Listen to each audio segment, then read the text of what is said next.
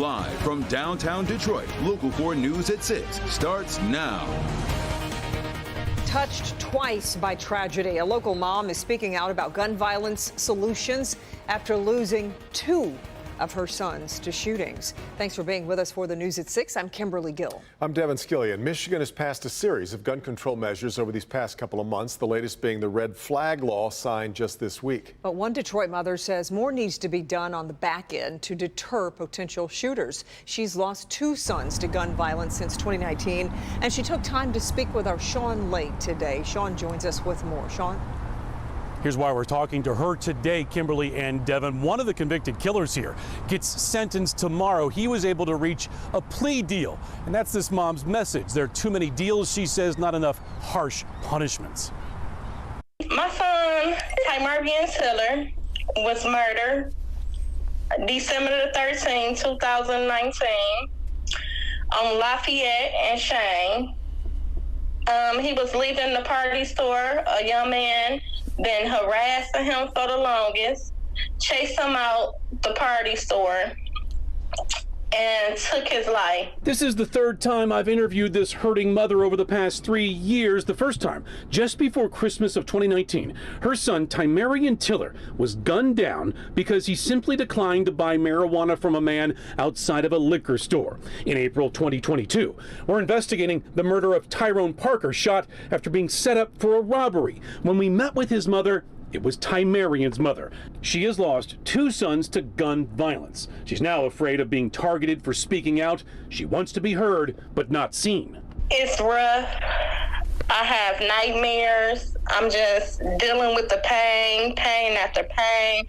It's real tough for me. Tymarvian's killer will be sentenced Wednesday after making a plea deal, this mom says, after losing two sons. The answer to the problem of gun violence is no plea deals, but harsh sentences. Their life gone, so I feel like the person that take their life should be gone behind bars for the rest of their life, and they should not see their life ever again.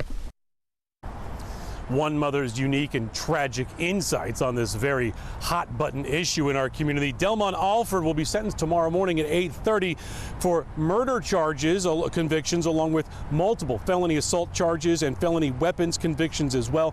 12 to 30 years are possible, Kimberly and Devin. The mother in this case, though, says only a life sentence will send the proper message, she believes. We're live tonight. Sean Lay, Local 4. Yeah, that poor mother, absolutely heartbreaking. All right, Sean, thanks. Michigan Supreme Court Justice Richard Bernstein says he is resuming his duties in person after taking time to be treated for situational depression. Bernstein announced he was seeking treatment last month, saying he would work remotely but had to miss some oral arguments. In a statement today, Bernstein says, and this is a quote, "It is my sincere hope that by talking about these issues in the open, free from any needless stigma, we can move closer to a day when anyone struggling can avail themselves of the same quality care I was blessed to receive." A bill aiming to ban discrimination based on a person's hair moving forward today in the state legislature. The Senate voted 33-5 to pass the Crown Act. It would amend the protections of the Elliott Larson Civil Rights Act to include traits historically associated with race. That would include hairstyle and hair texture. Examples laid out in the bill include braids, locks, and twists. Supporters of the bill say it will protect Black Michiganders who've felt pressure to wear their hair a certain way in the workplace. The bill now moves to the House for consideration. Ford is walking back plans to boot AM radio out of new cars. Why the sudden change of heart? CEO Jim Farley says policy leaders expressed concern about removing what they consider a crucial part of emergency alert systems. Not only is Ford including AM radio on all 2024 Ford and Lincoln vehicles, but the company is even offering a software update for owners of Ford electric cars without AM broadcast capability. That should make a lot of people happy. All right, Sky 4 above the vehicle. Thousands of Taylor Swift fans want to see in their neighborhood. 25,000 WDIV insiders entered our ticket giveaway contest at clickondetroit.com. We've already given out 2 sets of tickets, so we're starting to run low. Jason Colthorpe is on his way to the home of the final winner. We do know you're in Wayne County. You guys are wondering what's going on, right? We're giving away Taylor Swift tickets. Oh, yeah. Everybody hears the chopper in the neighborhood we're in. So they're all out watching the chopper, and everybody goes, hey, what's going on? I said, we're giving away Taylor Swift tickets. Here's what I can tell you. We are smack dab right now. We're kind of circling the neighborhood, killing time, if you will. But we could be going to Wayne, Inkster, Garden City, Dearborn Heights. We are kind of at the nexus of those 4 cities right now, looping. And I'm sure whoever is in the contest and in that area is out their door kind of keeping an eye on Chopper because you can hear it. But every time we turn the corner, somebody's out looking, what's going on? So we're very excited. This is going to be the 3rd set of tickets. And, you know, in all seriousness, this morning we realized we're creating a huge memory. Same thing when we gave away our 2nd pair last hour in Brownstown. These families are so excited to go to just one of the events. You can hear the chopper now, but stay tuned, guys. It's almost time. We will. I just got a message, by the way, Jason, from somebody said, if I can't get the Taylor Swift tickets, where can I get Jason's Go For It t-shirt? So I'm going to be sending them the link for that. But you're ahead on a number of levels today. Get an address, and I'll send it. Yeah, you got it. Awesome. Pull it off and send it. We'll check in with you in just a little bit, Jason. Thank you so much. In more news tonight, many high school students will proudly accept their diplomas over the next couple of weeks, but few can say they got as much out of their K through 12 career than Emma Jones. Victor Williams spoke with this Taylor teen who showed up for class every single day. Victor, this is pretty amazing. Oh yeah, pretty amazing, Kimberly. You don't see this too often, but this young lady was always present when the teacher was taking row, even when she didn't have to be. I feel like it's pretty cool. Emma Jones has finished out her entire school career not missing a beat or a single day of class. Technically, it started in pre-K. I didn't miss a day of pre-K, but they didn't really keep track of that, but it has been every year. I haven't missed. Quite impressive considering the fact that she had perfect attendance even through a pandemic. It was a little bit difficult to do, especially during COVID, since we were all online. It was harder to get out of bed and want to do your work, but I think it was really worth it. It taught me a lot. Now that grade school is over, she plans to take her education to the next level at Henry Ford College to study becoming a nurse. Well, my mom and my grandmother were also both nurses, so it's kind of something I grew up around, but I also I do like helping people, being able to take care of people. It brings me a lot of happiness, being able to help improve people's lives. And even though she's spent every day possible in the classroom, that hasn't kept her from missing out on any extracurricular activities. I went on tons of field trips with my school. I went to see the Tigers, I went to Cedar Point.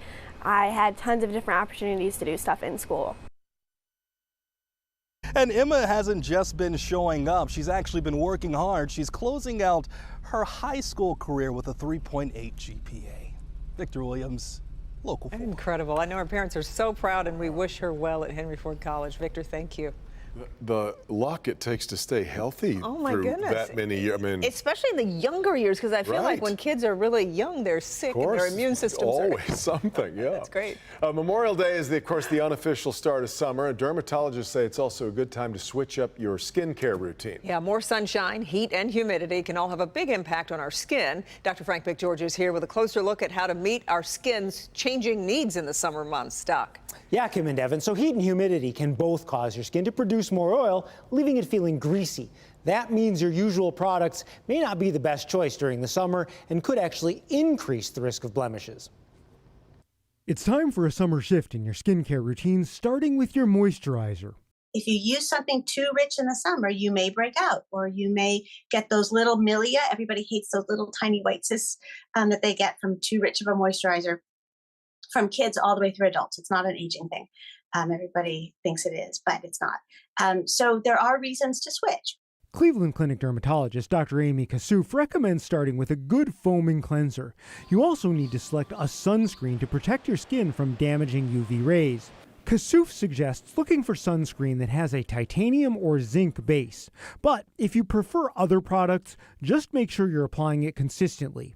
If you wear makeup, you may notice you're breaking out more in the heat, especially if you're applying sunscreen, lotion, and makeup. Try skipping the lotion during the hottest months.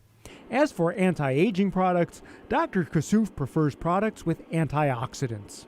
I also like the retinols. And there's a big myth that you can't use your Retin-A or your retinol in the summer. There's two issues with it. One is that the sun will inactivate it. So use it at night. It will work better if you use it at night. And also, you probably tolerate it better in the summer, so you'll get more use out of it. It does turn over that layer of dead skin cells, so it makes it a little more important to use your sunscreen. Now be sure to talk to your dermatologist about any prescription products that you're using and whether you need to change your routine in the summer. In addition to increasing your risk of skin cancer, too much sun exposure can also make dark spots on your skin darker and trigger the formation of new ones. Yep. Thank you, Dr. McGeorge. Jason Colthorpe has arrived in the neighborhood where he's about to surprise someone with our final pair of tickets to see Taylor Swift at Ford Field. Live next. Look at it.